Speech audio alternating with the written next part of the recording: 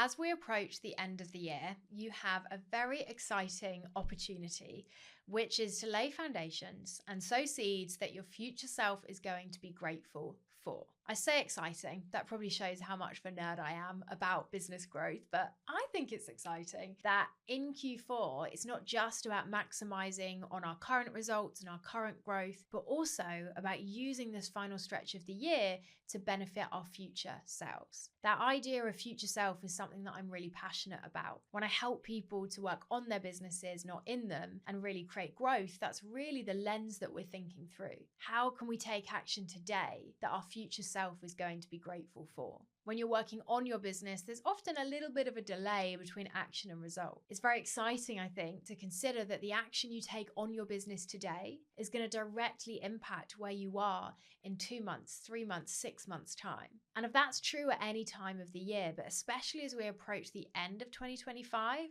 we have an opportunity to think about how we might want to enter 2026 and what we are in control of now in order to make that happen. I want this episode to be a super practical one. So what I'm going to walk you through is 4 steps that you can take in your business this week in order to lay foundations for your 2026 growth. 4 things that if you complete them will allow you in January to enter the year as intentionally as possible and set up for growth by your future self. I genuinely find that such a satisfying thought that my future self may enter next year and think back to my current self and be grateful and be like, thank you for putting in that time, for taking that action.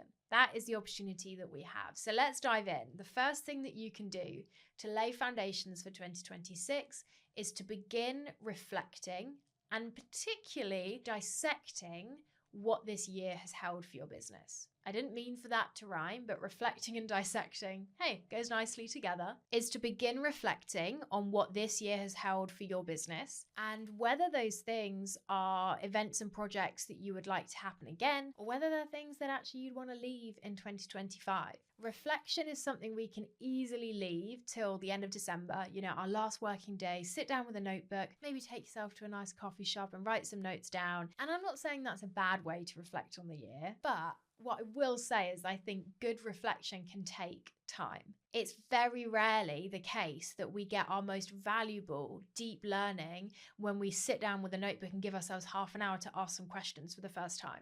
Usually, valuable reflection is something that happens over a period of time. We need to give our brain space to really dissect things, to ask questions, to let things settle. So now is a perfect time to just start to reflect on the year and start to see what you notice from that. A really valuable exercise that you could do would be to list out all of the things that you've done in your business this year, the various projects, achievements, the things that you've worked on, the growth that you've created, and to maybe start to put it into 2 lists. One list being, hey, I really enjoyed that. That was worth it. That was great. I would do that again. And one list maybe being, hey, that didn't feel so good. That didn't work so well. That didn't give me the result I wanted. I don't know if I would do that again. It doesn't need to be quite so black and white, but just starting to really reflect on what this year has held and how you felt about that. Just because something happened doesn't mean it's something that was good or that you want to happen again. And so a bit of reflection on what has this year held and how did you feel about that thing, or how do you feel about that thing now with hindsight, is so valuable.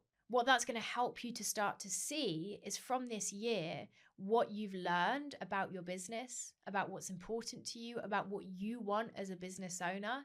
And that is going to beautifully set you up for starting to think about your vision moving forwards. We are able to cast future vision as clearly as possible when we've started by looking backwards and understanding what has happened so far. The reason why I believe in messy action and learning through action is because the best, deepest, clearest learnings come from things that have already happened, not just fresh ideas and thoughts. So that's the first step that you can take. Begin reflecting on this year.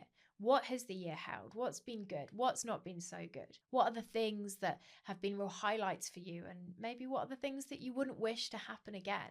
That's going to help you to start to process what this year has held and be able to kind of, draw a bit of a conclusion there and maybe process some of the challenges and wins that have come up. And B, it's going to set you up really well to move on to the second step here, which is that in order to lay foundations for 2026 now, you want to start to cast your vision around what you want from your business. I firmly believe as business owners that we need to spend less time thinking about our vision in terms of impact and legacy and what we want to be known for and the shiny stuff we want to achieve, and more time thinking about what we want from our businesses. That is not selfish, that is essential, because quite frankly, you run your business for you alongside running it for others. And if it's not working for you, it's never going to work for others, at least not sustainably. Most of the business owners that I work with, most of the people in my program on it, they have businesses that are working. They're having an impact, they're paying bills, but their vision is now more about actually what they want to look and feel differently for themselves. Changes around their flexibility, their workload, the type of work they're doing, how they're feeling in their business, the boundaries that they have, the way that they are being financially rewarded for the work they're putting in. So often success isn't about the big shiny external stuff, it's about the internal stuff, which ultimately matters way more. That first step I just talked to you about of reflecting on what this year has held and maybe categorizing it into what felt good and what didn't, that's going to hold so much information around what is important to you, what you want, what your values are, what you enjoy as a business owner, and the opposite of all of those things as well. So the question to start to ask yourself is, what do I want?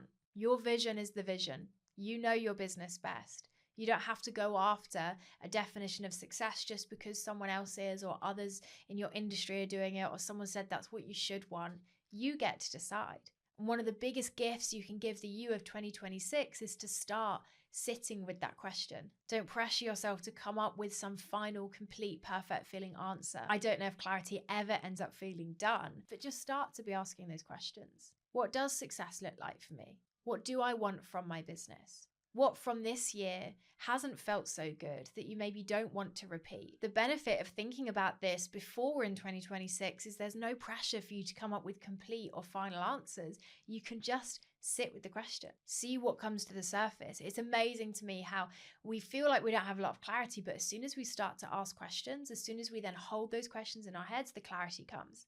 I hear it a lot from students that are in my program on it. In a session, I might invite them to reflect on a prompt or do an exercise, and their first answers will come to the surface and that will be valuable. But it will be when they're walking the dog later that day or doing something later in the week that really that deeper next level of clarity comes in. And that would have only happened because they let themselves ask the question the first time and hold that question for themselves. So that's the second thing you can do now to start laying the foundations for 2026 is begin to cast vision, not just vision around big growth for the sake of growth, but the vision of what you want. If you are being really bold, true to yourself, giving yourself a permission slip to want what you want, what do you want from your business as we approach this next year?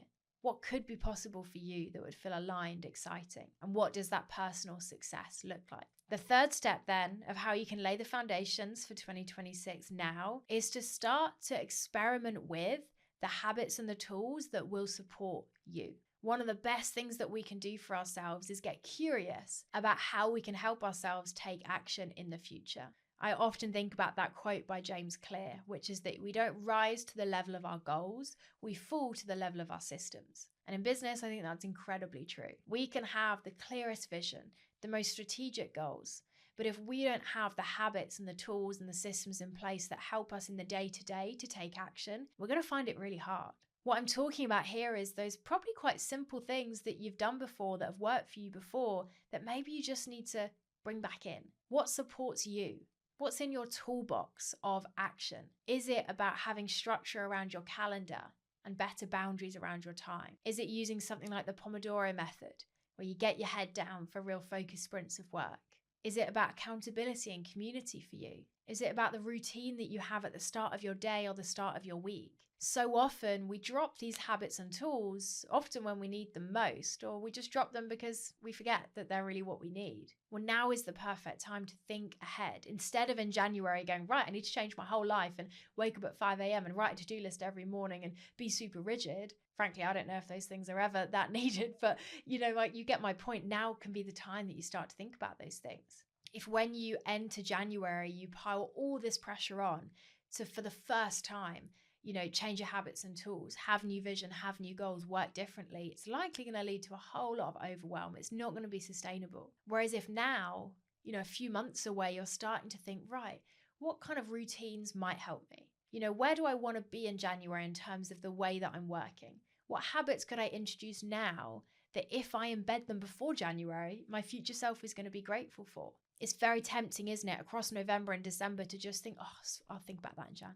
I'll sort that then. I know it's tempting, but let's maybe exercise a bit of self-discipline over motivation here. If you implement it now, it's going to help your future self. So maybe you can reflect, what are the tools and habits that help you? What have you stopped doing that maybe you want to pick back up? Or are there new things that you want to experiment with and try? Now's the perfect time to do it. If you experiment over the next couple of months, you're going to enter 2026 knowing what's going to work for you and able to really hit the ground running. So that's the third step to take. Experiment with the tools, the habits, the systems that will help you.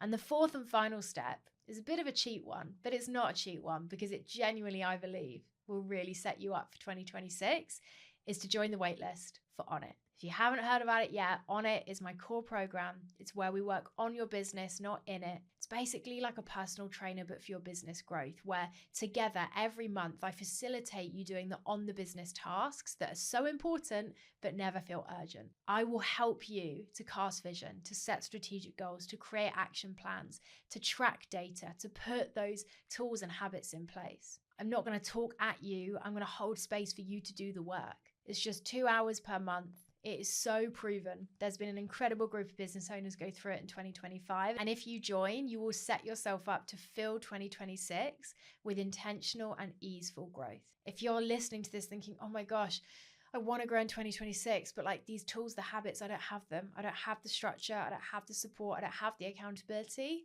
That's what On It is for. The doors are only going to open once for 2026. So if you're not on the waitlist already, the link will be in the show notes. It will mean that you're first in line. It'll also mean that you get a launch bonus of some very cool stationery goodies that I've custom designed just for this On It launch. They are so good. I've just got the proofs back and they're amazing. So that's your fourth step. Take those first 3 steps, do some reflection, think about what you want from your vision, think about your tools and habits, and ultimately allow yourself to do all 3 of those things and more very intentionally by joining On It. If you want a taster of On It and you want to understand more about how it works, because I'll be honest, it's not your typical program, there is going to be a free workshop taking place on launch day next week, if you're listening to this episode around when it comes out. So you can also get yourself signed up to that and registered by being on the waitlist. And there we have it. That's 4 things that you can do between now and the end of the year to grow your business with intention. 4 steps that I do in my business every single year. 4 steps that I hold space for my On It members to do so they don't have to try and make the time and think about it themselves.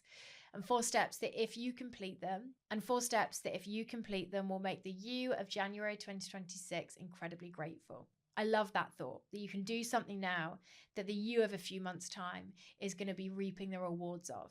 I love that cycle in business, that what you do now influences where you are and how you feel in the near future. So I hope this episode has given you some food for thought. The links for the On It waitlist and that free workshop will be in the show notes. And the next time you hear from me on this podcast is going to be launch week. There's some very exciting episodes coming your way, so make sure to follow or subscribe wherever you're listening. Be back in your ears soon, cheering you on.